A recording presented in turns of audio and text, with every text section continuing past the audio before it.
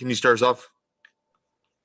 Yeah, Nate, they obviously broke this one open with that 16-0 run in the second quarter and then never led by less than double digits the rest of the way. What went wrong during that sequence, and why was it so hard to come back from that?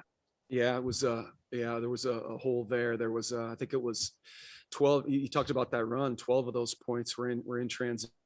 It was 12-0 in the second quarter there during that time, just in the transition score.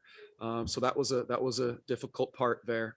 And then when you give this team, the free running lanes and that kind of confidence, we did.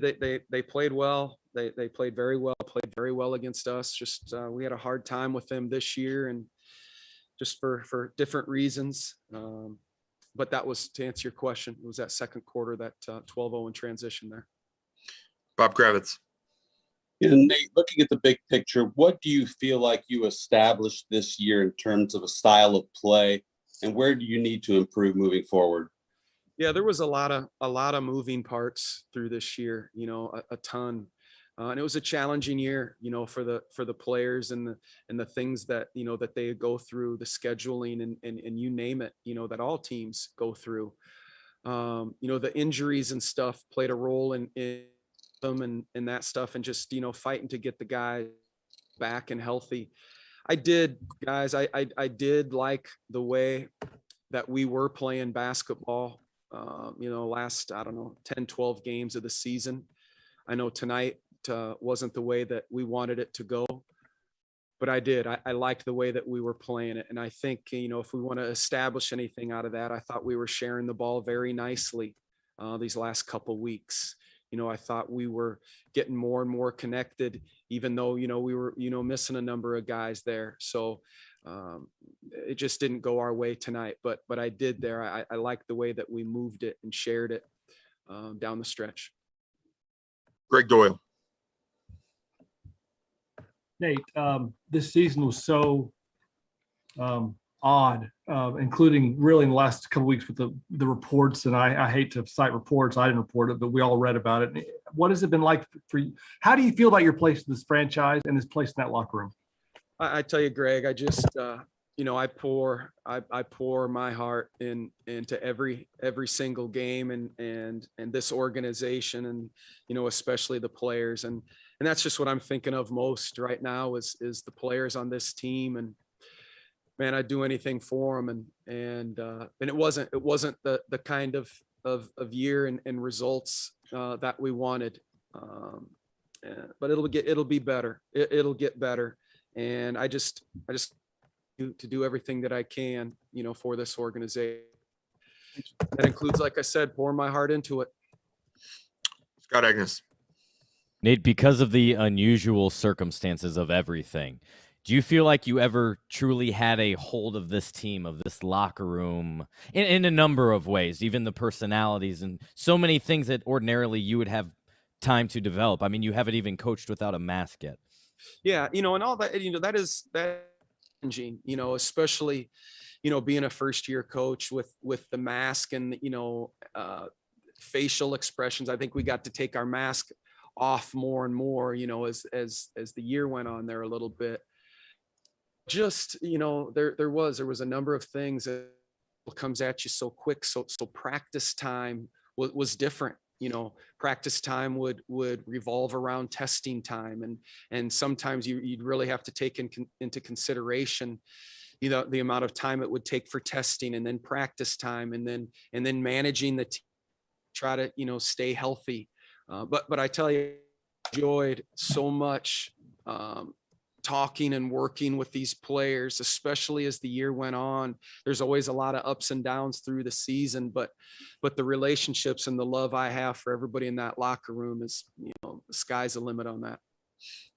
Tony East. Nate, before the season, a lot of talk from players and you about making the playoffs, winning playoff series, and that's not going to happen this season. What needs to change for this team in this offseason heading into next year to make that a reality? Well, number one's getting healthy there, with TJ Warren and Miles and then with Karras is, I just think number one, getting healthy, but that goes over the whole course of the year, to try to put yourself in the best position that you can to be in the playoffs right away without the play-in tournament. So we just gotta keep building the foundation, the base of the offense and defense, and just keep growing. You know, we got to know each other better as the year went on. You know, the games were like, you know, practices. Practice time was shorter, so in games we were learning. I was learning and learning as we were going. So it's just sticking together through it all.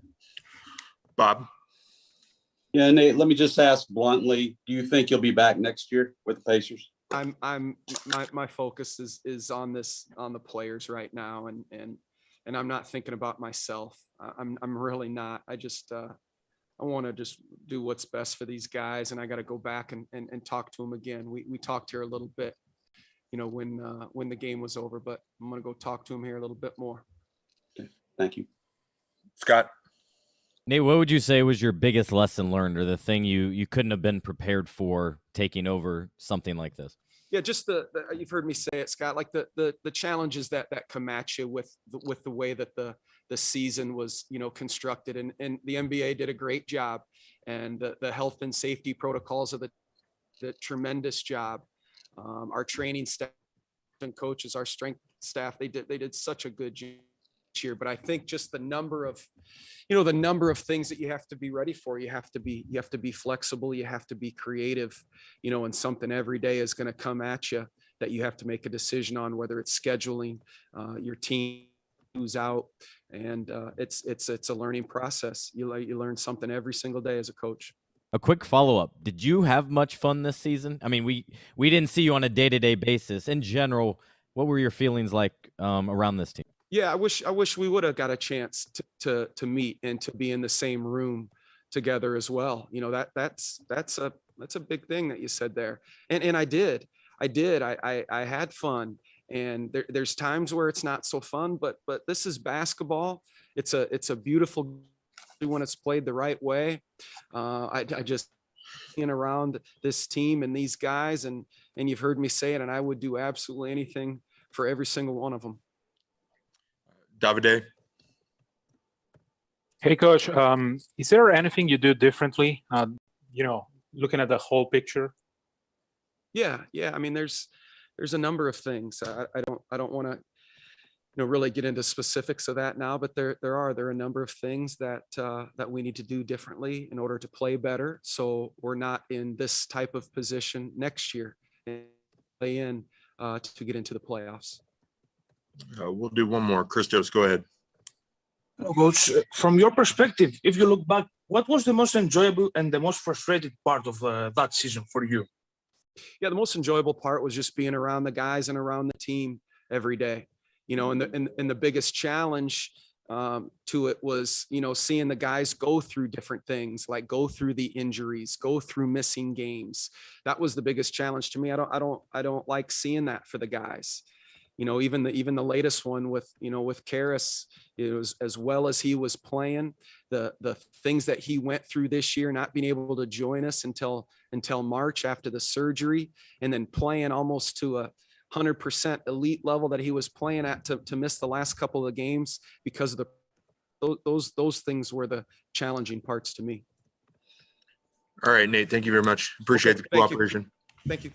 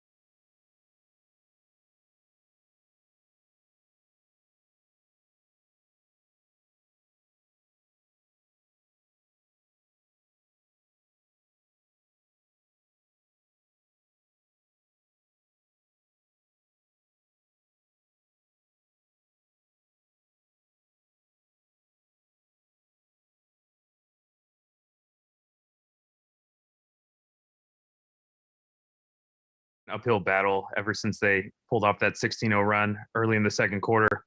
Why was it so challenging to fight back from that deficit? Man, they got on a roll. They got 2 elite players on that team, and they're at home. They're playing for something like we are. So when a team gets that type of momentum, it's hard. Greg Doyle. Greg, you're on mute. Sorry, Malcolm. A lot of reports earlier this year, a lot of rumors, whatever. Here's your chance on the record. What do you like, Nate Bjorkgren? Do you want to play for him? Does this roster want to play for him? Man, we really try for Coach. What I can say to that is Coach really did his best this year, regardless of the reports, regardless of all the distractions and the noise. He continued to communicate with his players. He continued to work extremely hard for us and coach us the best he could.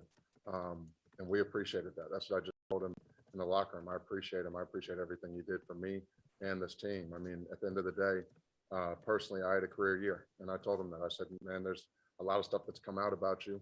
And, there's a lot of guys on this team that still played really well for you. And you did a really good job for us. Thank you. Stephen Wino. Malcolm, when you have those 2 elite players you're facing in Beal and Westbrook, is there anything you guys could have done better to slow them down tonight? Of course, there's always stuff you can get better, but once guys like that get their confidence going in the quarter and start rolling, there's not much you can do. Scott. Malcolm, as we talked about, you guys were full of praise for Nate the first month. Was there a pivot point? Was there something significant that changed? Why the change maybe a month into the season? Man, honestly, I think everybody has an opinion. All these outsiders that don't know what's going on in the locker room have opinions and are, telling other people what's going on in the locker room. I think as far as the locker room goes, we keep our stuff inside. The players enjoyed playing for Nate this year. We tried our best regardless of everything that happened.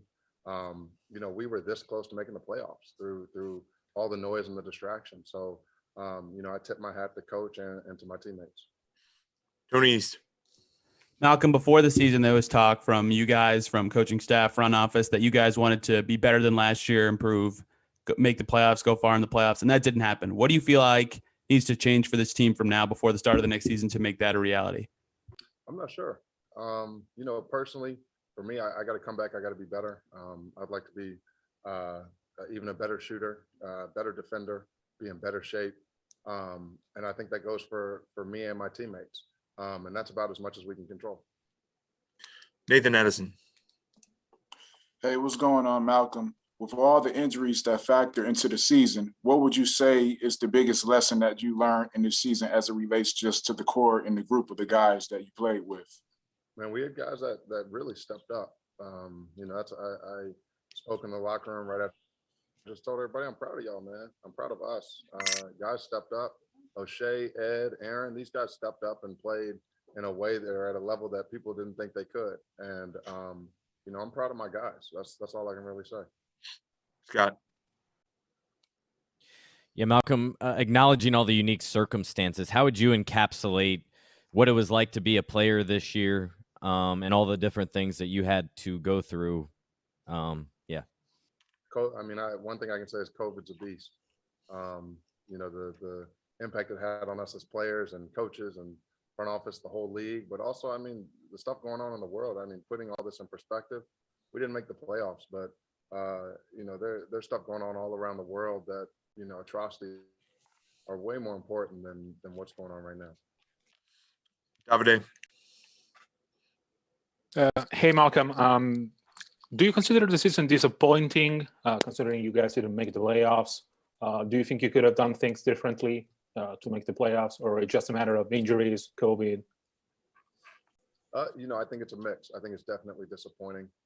Whenever we don't make the playoffs, this is my first year in the NBA not making the playoffs. So for me, it's definitely disappointing. We had a team this year that could have made the playoffs, that are good enough and has all the pieces. Sometimes stuff just doesn't go your way, and that's what happened this year. Anything else for Malcolm? Perfect. Thank you, sir.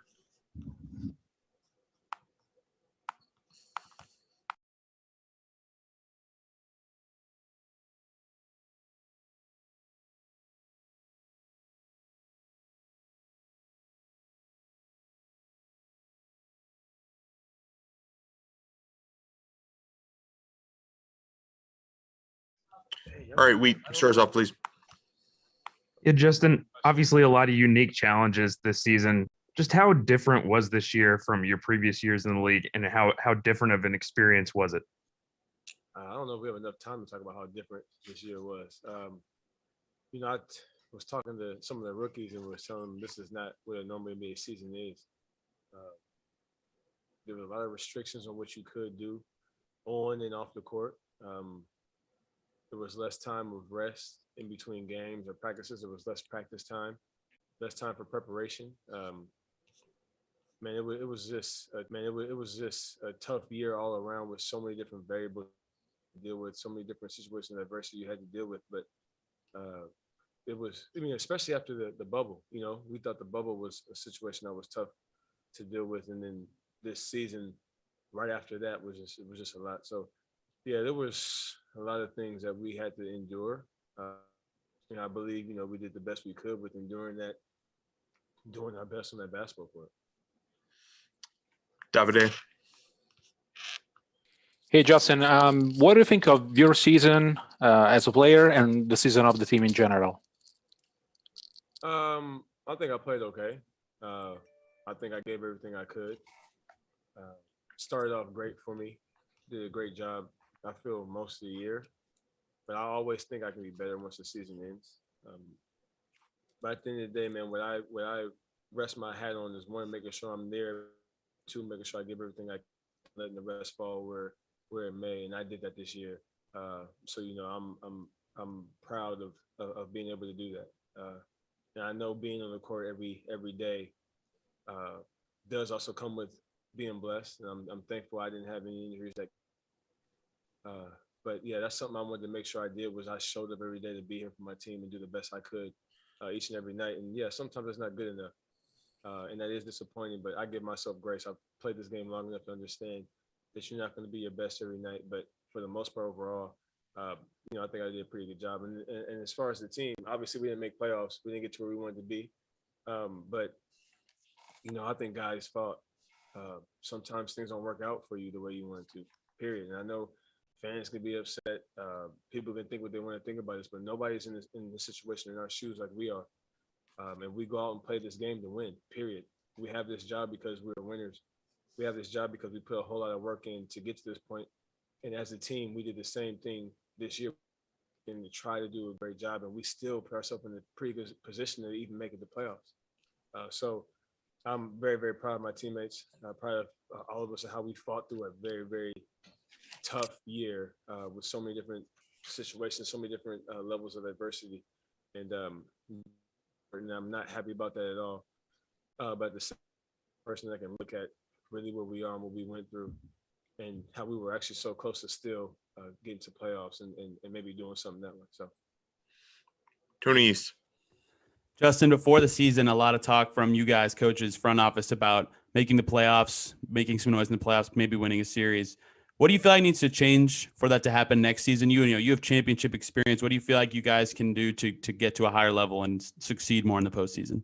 The first thing is I pray that we have a healthy team, period. We have a full team of all the guys that, are going to be on the floor a lot of the time. I think that helps us. With that said, if we have a full team, that shows how much better and how strong of a team we are, because we had guys playing great this year. Guys that might not have gotten as many minutes if guys weren't hurt. So I think that our first step is, being healthy and putting, the team is going to be out there the most. The team is going to be out there and take most of the minutes, as well as that didn't play as much that got to show that this year, helping us and doing well as well. So I think we should start there. And then after that, hopefully things go better for us as a team, to where we're in the space to where we're clicking early on, to where we don't really lose that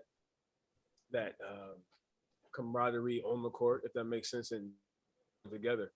We had spurts of it this year. We just couldn't get it, all the time. And, people watch this game, see their team win and their team do well and guys on their team playing well and the team going together. But if you actually watch basketball and watch the NBA, there's few teams that have that all year. There's few teams that are able to replicate that over and over again. And And so to get to that point is what we're trying to do, and trying to get to that space to where we can, be rolling and do something well in playoffs. Scott.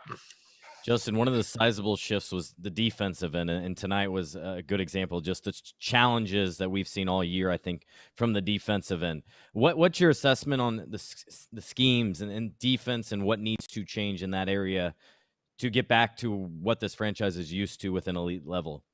Well, I mean, first of all, we didn't have Miles, which, again, when Miles played in the games, he changes a lot for us defensively and what we can do, what we can get, and what he does. I think Miles being there, and to be honest with you, not having TJ Warren as well. Believe it or not, TJ Warren was one of our best on-ball defenders last year. If you go back and watch that film. So defense always starts with what you do individually and keeping the ball in front of you. And then as well, the effort in helping and knowing, situations and how to help and where to go. Sometimes, man, again, things don't click on that end. And, for whatever reason, like even like tonight, I felt like we were trying so hard and it just wasn't working out, which is a have. But at the end of the day, man, we have to continue to work. And yeah, we do have a summer we have to go into now. We have to, whoever we have on the team next year, when we come back to the season, we have to put something together and get to a space where we're clicking that way. I mean, there wasn't much practice time this year. Like when I think about, the preseason and training camp of how many drills we do defensively and, each day is doing this. It's like, yeah, we had a little bit of that, but it was not the same because of our situation and our circumstances. So hopefully things can get back to normal or as close as possible next year. And we start off being healthy and we start off with a good training camp to where we can kind of really, really start the way we want to and have a good base defensively. Christos. Justin, how important for you is to use that game as a lesson about the next season and use it as a motivation to get better next season? Yeah, I mean, losing and not having things, go your way. And this is not even just for basketball, but like in life,